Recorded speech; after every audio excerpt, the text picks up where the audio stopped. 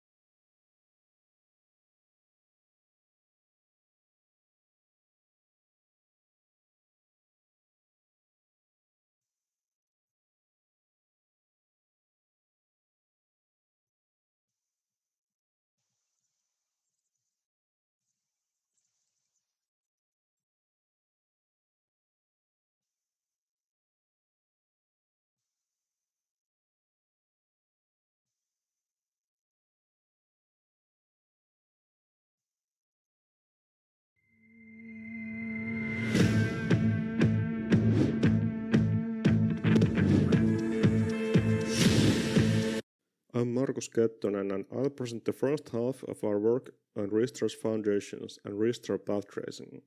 Daji Lin will present the other half. Our goal in light transport is to enable noise-free real-time rendering of complex scenes. Brute force won't be enough. We must evaluate the right paths. We will need online importance resamplers like ReSTIR extended to path tracing. We do that in this paper. You might have thought ReSTIR is a direct lighting algorithm. By treating longer paths akin to virtual point lights, we extended ReSTIR to simple global illumination. In this paper, we derive ReSTIR PT, which resamples between path spaces of different pixels. ReSTIR PT is based on our mathematical foundation of ReSTIR, generalized resampled importance sampling, which allows resampling from arbitrary domains and modifying the samples on the fly. When ReSTIR PT finds a path that transports energy, it resamples it to other pixels and frames, retaining proper path geometry, for example through glass. Resampling between paths in the previous and current frames improves the sampling distribution, which reduces noise. So what is ReSTIR again? ReSTIR is reusing samples from other frames and pixels by resampled importance sampling, RIS, for a better path distribution. Pixels store a sample and its contribution weight, which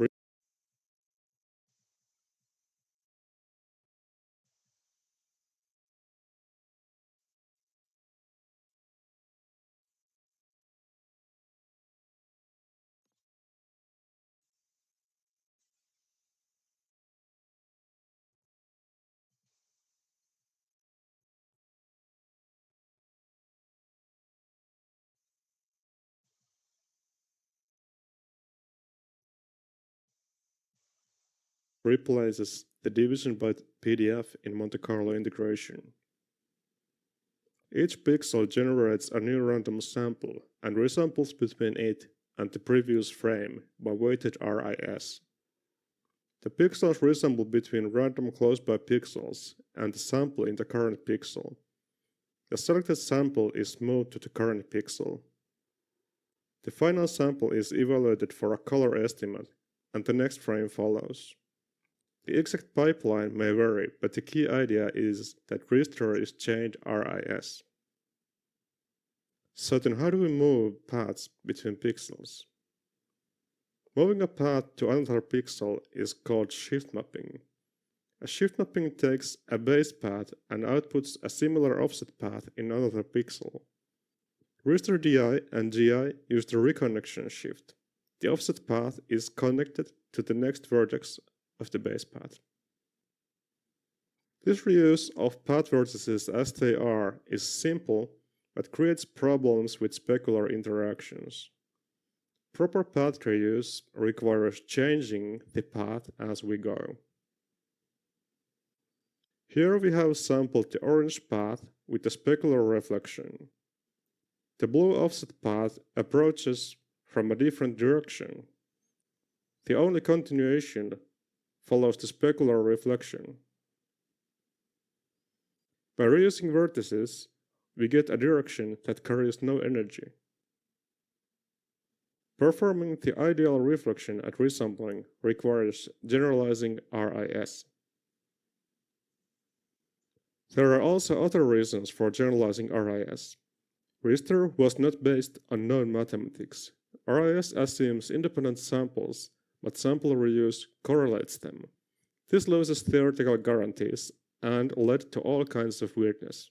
Our generalized RIS supports correlations, and we give formulas for correctness and convergence. GRIS allows sample modification for reuse between arbitrary domains.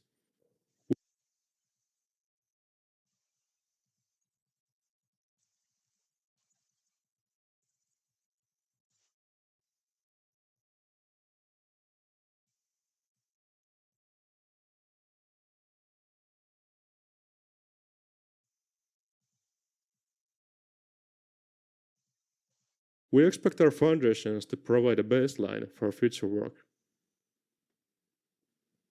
Next, we start with RIS and show how trying to reuse it for ReSTIR naturally leads to GRIS. The goal is to generate one or more samples proportionally to a user-given target function, p hat, defining the target PDF. We start by generating samples with a non-PDF. We evaluate the reciprocal PDFs of the samples, the target functions p hat, and give each sample a resampling weight. We then select the output sample proportionally to the resampling weights.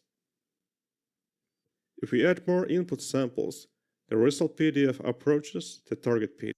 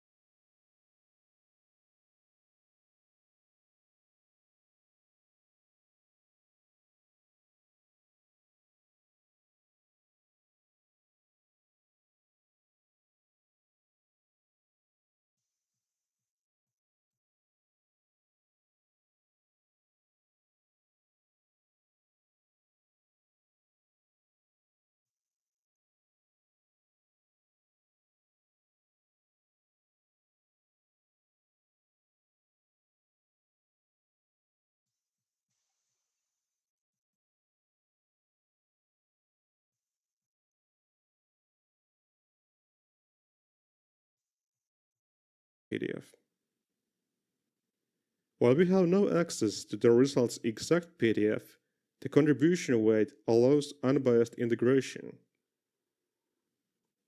But what if we want to maximize sampling quality by resampling from all samples in 2 pixels? So take all the samples, evaluate the reciprocal PDFs and resampling weights, and select proportionally to the resampling weights. Easy. Except that the realized PDF is wrong.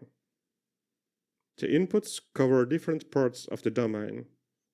We get overlaps, and these resampling weights lead to double counting. We must normalize with proper resampling MIS weights, MI. Talbot proposed the balanced heuristic. The PDFs can now vary per sample. We must replace the 1 over m weights with MIS weights. Nothing else changes. When we include the MIS weights, the PDF becomes much better. More samples would make it even better. But what if the input samples come from resampling, like in ReSTIR? We don't know the PDFs. When we integrate with resampling, we don't divide f by p. We don't even know p. We multiply f by w, which is an unbiased estimate for the reciprocal of p. ReSTIR uses the same trick for evaluating the resampling weights. 텐센트, 레디즈, 자이언트, XD 네트워크 등 중국 최대 규모 게임 회사들에게 We assume the samples have unbiased contribution weights. We evaluate the resampling weights with contribution weights in place of the reciprocal PDFs. This simple case of GRIS is enough for simple cases of ReSTIR. We can now use the resampling result for other pixels. We simply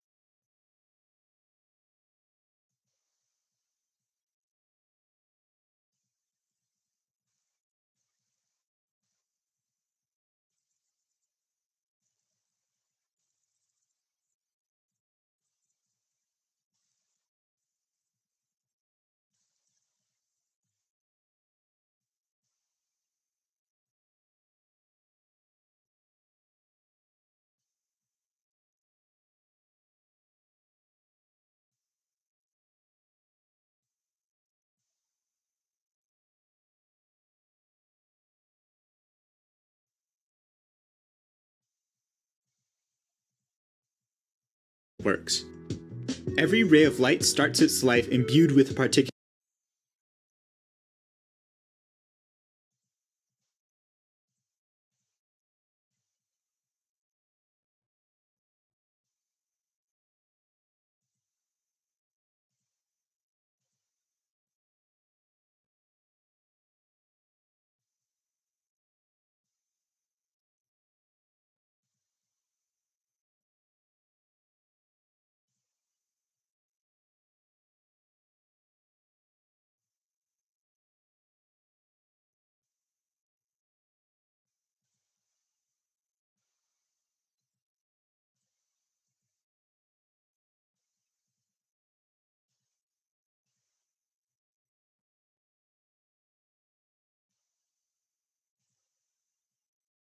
color given by the light source it's emitted from.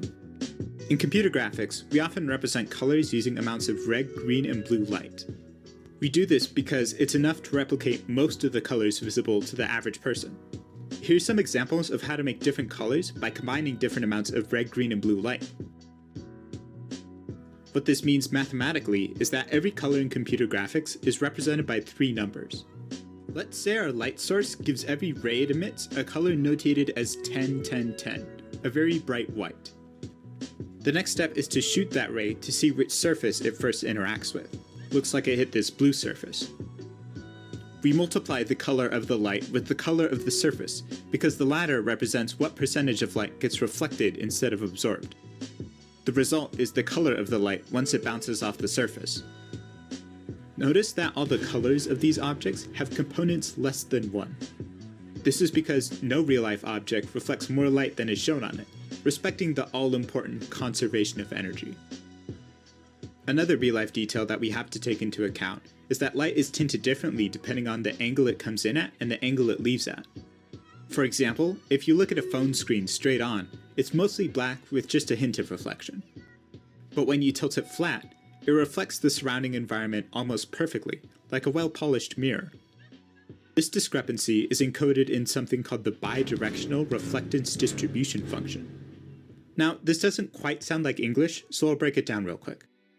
Reflectance means that this function tells us how light is tinted when it's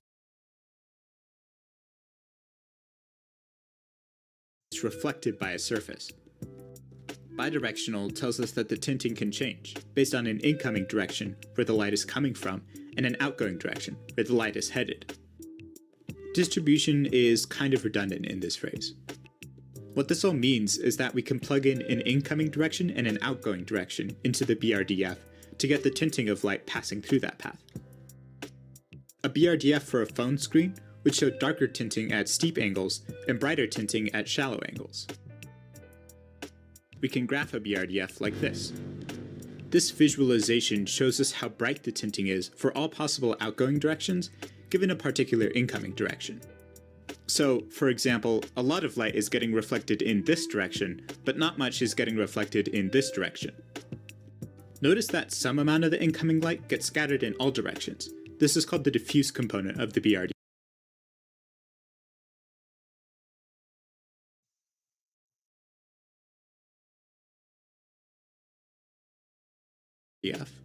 Some light is instead directed sharply towards a particular output direction.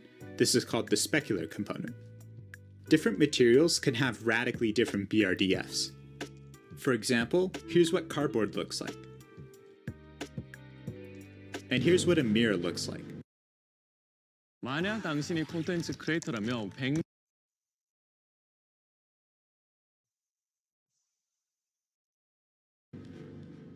This BRDF numerically reaches 70, suggesting that light reflected in that direction is 70 times more intense than the light coming in. This may seem like it's violating the conservation of energy. When I first saw this, I spent the better part of a day making sure I got the BRDF equations correct. It turns out that this does still conserve energy. It's all dependent on how we use the BRDF. We start at each light source, creating a bunch of rays initialized with the red, green, and blue values of that light source. We then find out where these rays first intersect a surface. We pick an outgoing direction, and use the BRDF of the surface we hit to see how we should tint the light. We then tint it accordingly and determine which surface we hit if we go in the outgoing direction, repeating the process when we get there.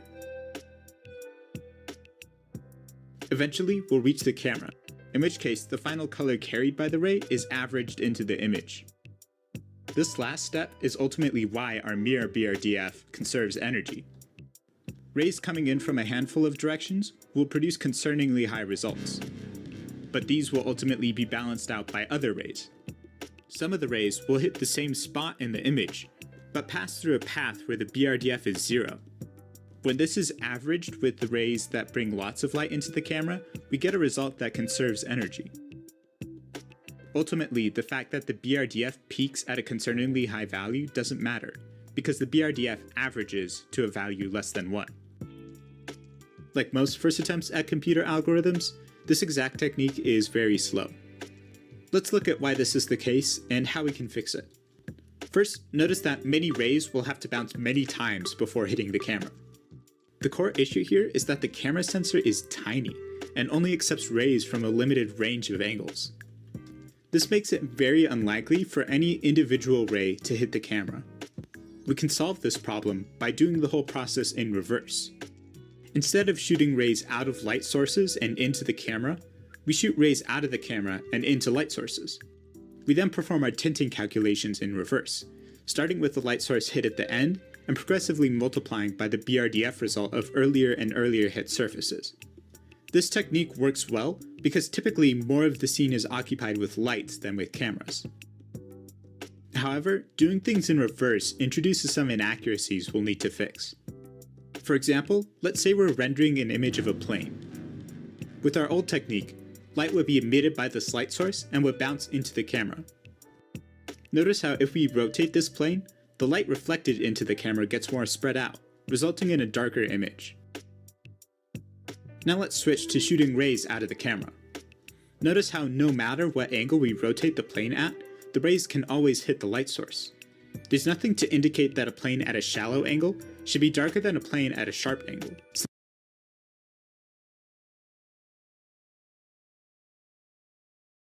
Since the light source emits the same brightness at all points. In general, this means that any part of a surface that isn't pointing directly towards a light source would show up brighter than it should be in real life. We need to correct for this to get a realistic result. What we want is a way to darken light that hits surfaces at low angles while preserving light that hits surfaces straight on. A useful construct here is the normal vector, a ray pointing one unit in the direction the surface is facing. The normal vectors of a sphere look like this, and on a cube they look like this. Now what we want to find is how close this normal vector is to the direction we choose to simulate light coming from. We can determine this using a dot product, which when used on two vectors of length 1, gives us a value of 1 when they are pointed in the same direction, and a progressively lower value as they drift apart, eventually reaching 0 when they are perpendicular. Tinting our light by this amount produces correct results. Now's a good time to look at what's called the rendering equation. Don't run away, I know it looks scary, but it's actually just fancy notation for all the things we've talked about so far. This equation tells us how much light is emitted by a particular surface in a particular direction. The direction the light leaves in is called omega O, O for outgoing. This squiggle and this d omega I is an integral. All it's saying is to take the average of this inner expression over all possible incoming light directions. It says that the amount of light emitted by a surface is affected by the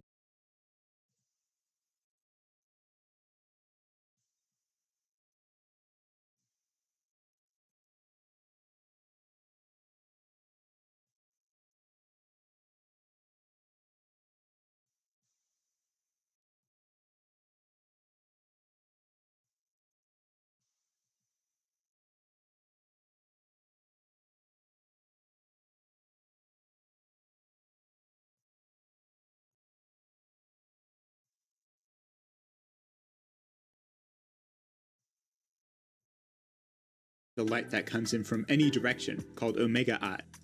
The expression inside the integral says what color of light is coming from each direction.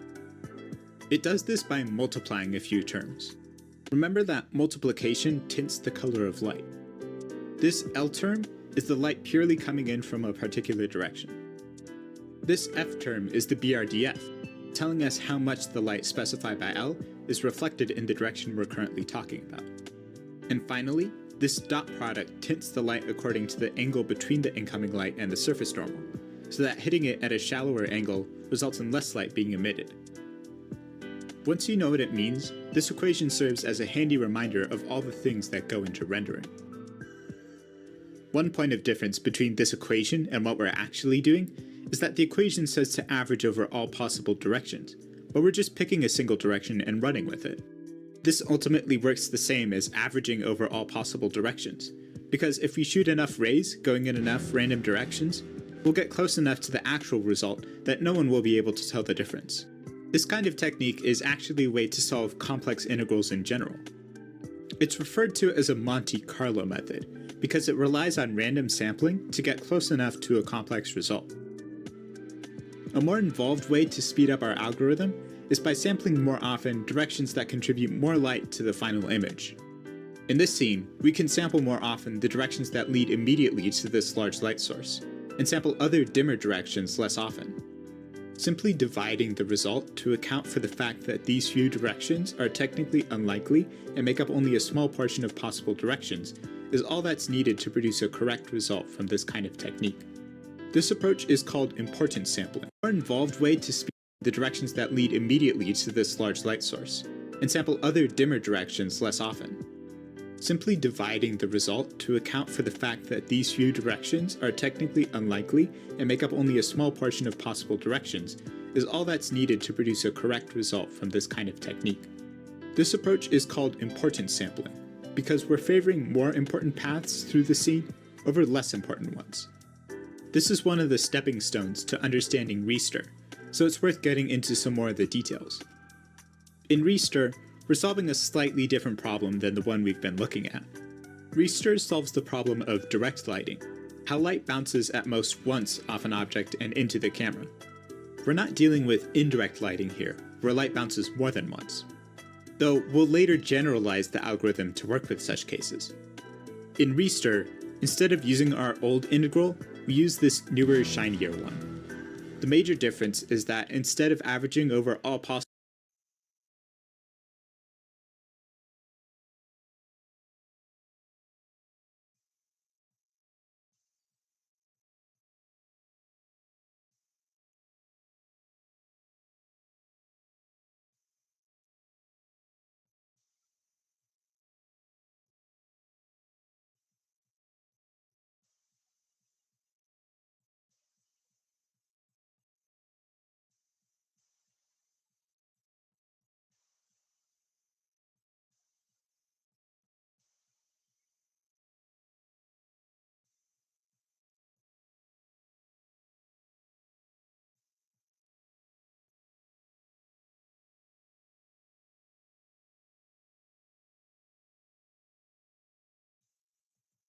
directions, we're now averaging over all possible points on all possible light sources.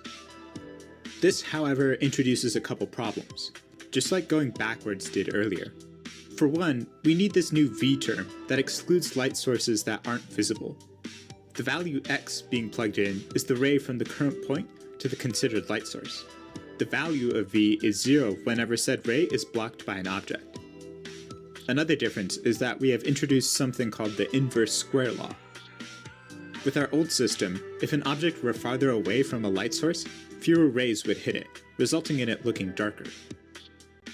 With our new system, we're averaging over every light-emitting point all the time, so we always have the same number of rays going from the surface to the light source, meaning it would always appear to be the same brightness. This inverse square term corrects for that. I'll be skipping over the explanation for brevity, but you can pause if you want the details. Anyway,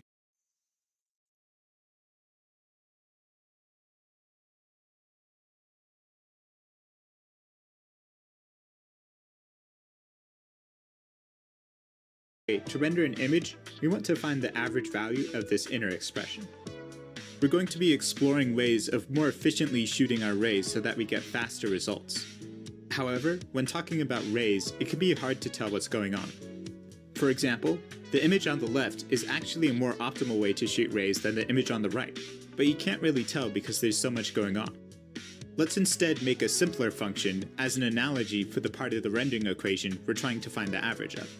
Since there are many directions where little light comes in, our analogous function should have a low value in most places.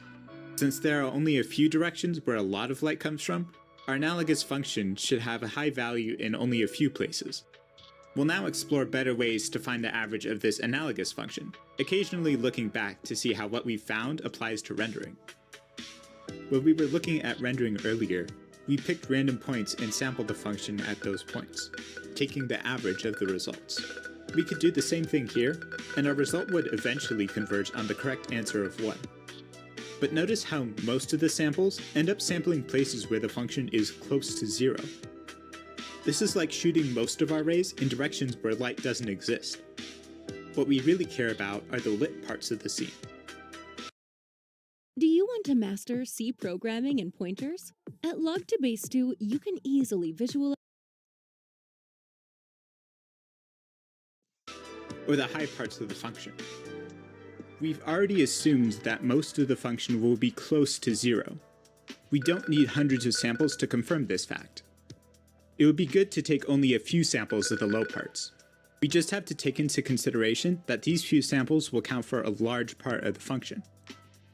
We'll generate more samples at the high parts and fewer samples at the low parts.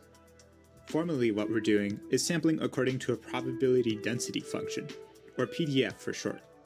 This graph we're trying to find the average of doubles as a graph of which points we should sample more often if we want a faster result. It is both the sampled function and the PDF we're using to sample it. However, if we just take the average of these new samples, we'd end up with an unnaturally high result, since all the samples are clustered near the high parts now.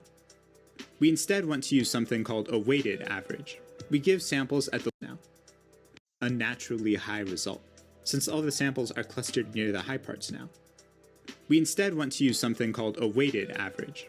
We give samples at the low parts of functions high weights, and samples at high parts of the function low weights. This means that low samples will count for more, making up for the fact that there are less of them. So at this part of this video, it exactly shows that why we use PDF functions that in the sampling about the scatterings or the light emissions, because with the uniform distribution, we need to sample a lot of points about the whole situations that to make up that the integral of the whole range is become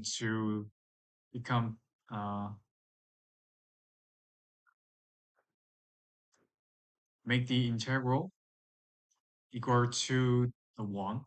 So we need to generate a lot of samples from the functions. But if we use PDF, we can only sample fewer points than the previous one to make a same effect with the least sampling. But in this case, the average can be higher than 1. And this is unnatural, so we can weight it down by multiplying some weights. For the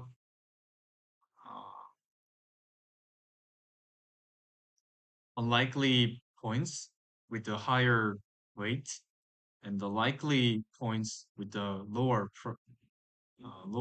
weight, so that we can make the average became more close to the average of 1. Taking an average while considering these weights produces a correct result.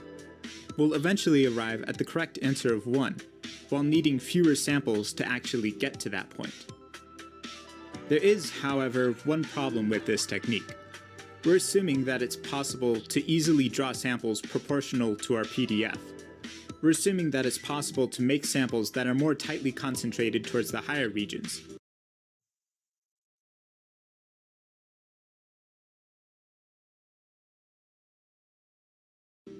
However, this usually requires that we can write the function as a simple mathematical expression. The light coming in from any particular direction is dependent on the rendering equation, which as we've seen before is far from simple. So that means it's not exactly possible to draw samples such that brightly lit regions are sampled more often than dimly lit ones. So importance sampling is unfortunately a bit of a dead end right now. What would make importance sampling substantially better is if there was some kind of magical machine that could take our uniform samples and distribute them according to some complicated PDF. Too bad that hasn't been invented yet. So turns out, in 2005, too bad that hasn't been invented yet. So turns out, in 2005, a technique called resampled importance sampling was invented that does exactly what we want. It's a technique for turning bad samples into good samples, and estimating the average of a function with those good samples. You start by generating a bunch of bad samples, say evenly distributed ones. These samples need to be distributed according to a simple PDF. Then you compute how much weight they have in the more complicated PDF over how much weight they have in the simpler PDF. Since our simple PDF has everything equally likely, the denominator is always 1, so all the weights are exactly as they are in the more complicated PDF. The way we would apply this to rendering would be to make the simple PDF pick random directions to shoot rays in, while the complex PDF computes how much light is coming from that direction. This results in brighter directions having a higher weight than darker ones.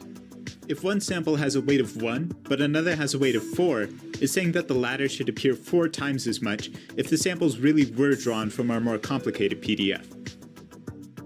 The next step is to take all these samples and pick one according to their weights, higher weighted samples being more likely to be selected. This sample can then be treated as if it was drawn from the more complex PDF. We can plug it into the function we want to find the average of, and give it a weight of 1 over the complex PDF at that point, just like we did with importance sampling. Remember that this weight compensates for certain regions being sampled more often than others. The result is an estimate of the average value of the function. In the case of our rendering algorithm, we can use it to efficiently find the average of the rendering equation because this whole procedure we just did prefers samples pointing towards light over samples pointing towards darkness. Unfortunately, this procedure has an issue. If we take only a small number of samples in the first step, the sample we pick won't actually conform to the more complex distribution like we wanted. For example, if we start with 2 samples from a flat PDF and pick from them with weights according to this more complicated PDF, the sample we get won't actually conform to the more complicated PDF. Instead, it conforms to a PDF sort of halfway in between. In other words, the sample we pick is still somewhat distributed according to a flat distribution. The way we fix this problem is by taking the average weight of all the bad samples and use it to weight our estimate of the average of the function. This means that if we happen to draw a bunch of bad samples, the result will be given a lower weight. It's not exactly intuitive, but this procedure perfectly cancels out the effect of only picking a few samples. If you're curious, I've linked the paper that introduces this technique in the description. It gives a full proof for why this last step actually works. Let's write why this last step actually works. Like before with the rendering equation, let's write down all the steps involved in RIS using mathematical symbols. First, x1 through xm are values from the simple bad PDF. We then compute a weight for each sample, which is how likely it is in the more complex PDF over how likely it is in the simpler PDF. If the simple PDF is 1 everywhere, like when drawing uniformly distributed samples, then this just reduces to the complex PDF. We then draw a sample y proportional to these weights, which is roughly like drawing a sample from the more complex PDF. This is our good sample. We plug the sample into the function f we're trying to find the average of, and give it a weight of 1 over the complex PDF at that point. Remember that this weight compensates for certain regions being sampled more often than others. If we were doing regular importance sampling, this would be our estimate. But since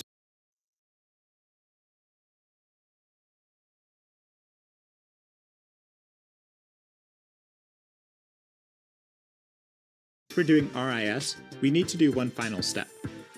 We need to multiply the weight by the average weight of all the bad samples. Remember that this term mysteriously corrects for the inaccuracies introduced by only picking a few samples at the start.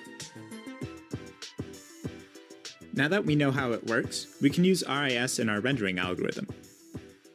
In ReSTIR, we start by generating a bunch of bad samples by picking random points on random light sources. An equal weight to all light-emitting points in the scene is our original PDF. We then weigh these samples according to something called the unshadowed light contribution, basically saying how much light will bounce off the given surface from the given light point, assuming there's nothing blocking it. It takes into account how bright the light source is, how far away it is, what angle it hits at, and the BRDF of the surface. Higher weights are assigned to sample points that are bright, close, and hit the surface straight on. Lower weights are given to sample points that are dark, far away, and hit the surface at shallow angles. This is our complex PDF. We don't include the visibility term at this stage because computing it by far takes the most time out of all the parts of the rendering equation. This way we can filter out a bunch of bad candidates before ever needing to do this more intensive computation. So now that we have our samples and our weights, we pick one of the samples according to the weights.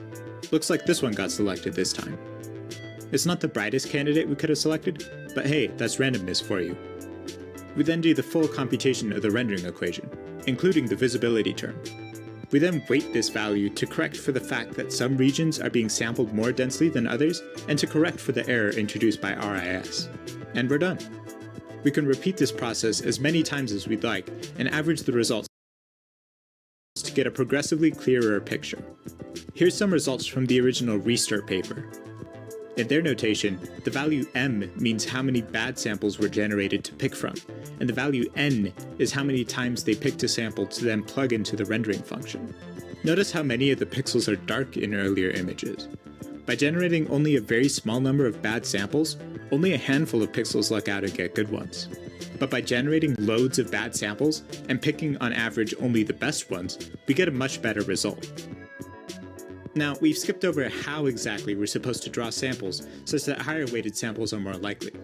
One way is to arrange all the samples on a number line, with higher weights taking up larger space. We then pick a random number and see which part of the number line it corresponds to. While it works, it's not ideal. Computationally, we have to check about half of the segments on average to determine which one the number is in. We also have to make room to store each of the samples. It would be nice if there was some kind of magic bucket we could throw all the samples into and extract a valid result out at the end.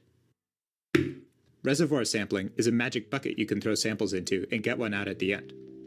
It works by keeping a single sample that will be our result, as well as a running total of all the weights it's seen so far. When we throw a new sample into this bucket, we flip a coin where heads is weighted the same as the incoming item, and tails is weighted with the total weight of the reservoir. If it comes up heads, the incoming item replaces the current candidate. If not, the existing item stays and the new item is discarded. No matter the result of the coin flip, the weight of the item gets added to the total. If we also keep track of the weight of the current sample and the total number of items we've seen, then it becomes easy to compute the correction weight we saw earlier. All this means that when we're performing RIS, we can throw all the candidates into this magic bucket and afterwards get out the numbers we need for the rest of the procedure. There's a useful property of reservoirs that we can take advantage of. Since multiple reservoirs pick pretty good candidates from what's been thrown into them, we can combine them into one super reservoir that picks a pretty good candidate from all of the things that have been thrown in. Notably, we don't actually have to throw in each of the items we threw into the other reservoirs to make this work. We just need to throw in the singular samples picked by each reservoir. One of the ways we can leverage this is to reuse candidates from past frames. For example, if this pixel had picked from 10 candidates on the previous frame, and it picks 10 candidates on the current frame, we can combine both results very quickly to effectively select from 20 candidates. And if we reuse this for the next frame, which picks another 10 candidates, we'll effectively be picking from 30. This procedure is called temporal reuse because we're reusing things across time. We do have to be careful of a couple of things though. For one, both objects in the scene and the camera viewing the scene may move between frames. If you've seen my previous video or just have experience with computer graphics in general, you'll know that we store the position, rotation, and scale of objects using matrices. by using the matrices both for the current frame and the previous frame, we're able to calculate for every pixel in the current frame the position it must have appeared at on the previous frame, allowing us to reuse the correct pixels. The other thing is that the lighting conditions may change, either due to moving objects or to changing materials. This means we need to re-weight each sample to account for any changes that occur. Doing so is pretty straightforward. We first recompute the unshadowed light contribution to see how much weight we should give the sample under the new conditions. Then, the final weight we give each sample is the correction weight computed in RIS times the new recomputed weight. What we're doing is effectively resampling the samples a second time. The samples start off in one PDF, the light contribution during the previous frame, and end up in another one, the light contribution during the current frame. Unfortunately, there is a drawback to resampling like this. The RIS weights we calculated are really only designed to compensate for the specific situation they were made for, generating a bunch of samples from one PDF and picking from those. It's not built for combining multiple samples from different PDFs, like samples from different frames with different lighting conditions. This inaccuracy is not present in regular Monte Carlo sampling, which has the nice property that all you need to do to get rid of its inaccuracies is run it for longer. The way we're abusing RIS breaks this characteristic. No matter how long you run our new algorithm for, the result will always be noticeably inaccurate. There's a limit to how close it can get to an accurate result. Algorithms that are inaccurate in a way that cannot be solved by running them for longer are referred to as biased. The ReSTIR paper offers a way to correct for this, but it perceptually looks worse than the bias technique due to being noticeably slower. And this video is getting long enough as is, so I'll skip over it for brevity. Since we've come up with a technique for reusing samples that came from different situations, let's try applying it a bit more aggressively. We can add a step to our algorithm after temporal reuse to combine results from neighboring pixels. We can have each pixel look at its own result and the results of its 8 neighbors, and combine them all into a new super reservoir. This technique is called spatial reuse, because we're reusing data across different parts of the image. This kind of reuse is helpful because neighboring pixels are often close to each other in the scene, meaning that they will want similar kinds of candidates. What's likely a good candidate for one pixel is likely a good candidate for its neighbors. We can then repeat spatial reuse, but since each pixel has already incorporated the best candidates from its neighbors, we can instead tell every pixel to select candidates from their neighbors 3 pixels over. This effectively incorporates candidates from a total of 81 pixels, while only doing calculations on 9 pieces of data. Repeating this process again with neighbors 9 pixels over yields a total area of 729 pixels, and again with neighbors 27 pixels over yields 6,561 pixels. With this technique, even if only 1 pixel in 1,000 randomly happens upon a good candidate, by the end of the process, the whole image will be filled with good candidates. You can imagine how this technique results in images being rendered hundreds of times faster than the typical Monte Carlo technique. Here's some more results from the paper. We're back to only generating 32 candidates per pixel. Notice how sparse everything looks on the left because of it. But as we progressively apply more and more spatial reuse, we get a progressively fuller image as the rare but powerful candidates found by a few pixels propagate to their neighbors. One final thing to wrap up is how to generalize this algorithm to work with indirect lighting, where light hits multiple surfaces before entering the camera. The procedure is not too different. First, instead of generating candidates on random light sources, we generate candidates by shooting rays in random directions and seeing where they hit. We then simulate multiple bounces for each of these points to get an estimate of how much light reaches that point. These are our samples, and our complex PDF is how much of this light reaches and bounces off of the original surface. We can then select from and reuse these samples, just like we did before. And that's pretty much it. If you want more details, I've linked both the original ReSTIR paper and the paper that applies it to indirect lighting in the description. And with that, we're done. We've covered how ray tracing generates realistic images by simulating how light works in the real world. We've looked at how this can be improved by sampling bright sources more regularly. We've looked at resampled importance sampling, a practical technique for accomplishing such a thing. We checked out reservoir sampling, a neat way to implement RIS that also lets us easily combine samples from different domains. We used this to invent two techniques, spatial and temporal reuse, to reuse samples across space and time respectively. Finally, we covered how to generalize these techniques to work with global illumination and not just direct lighting. Now that you have an understanding of these techniques, I would encourage anyone who has some coding experience to take a shot at implementing these algorithms. It's very rewarding to see how effective these algorithms are at improving the quality of rendering. All this is the power behind modern CGI, which, when used well, can pass for photography. I hope you learned something interesting, and thanks for watching.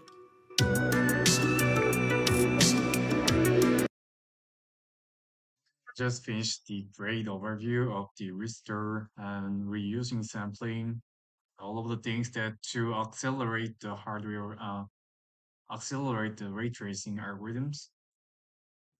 So, actually, I didn't understand. I didn't fully understand what the concepts of the resampling and restill algorithms, but I just got the resources that where should I start? So from the next video that I'm going to learn some the more deeper side of the importance sampling for global illuminations, the ReSTIR in global illumination and direct illumination, and the spatial and temporal reuse sampling and reservoir sampling,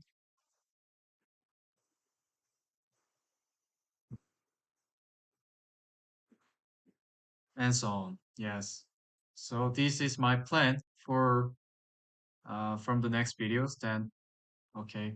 Thanks for watching.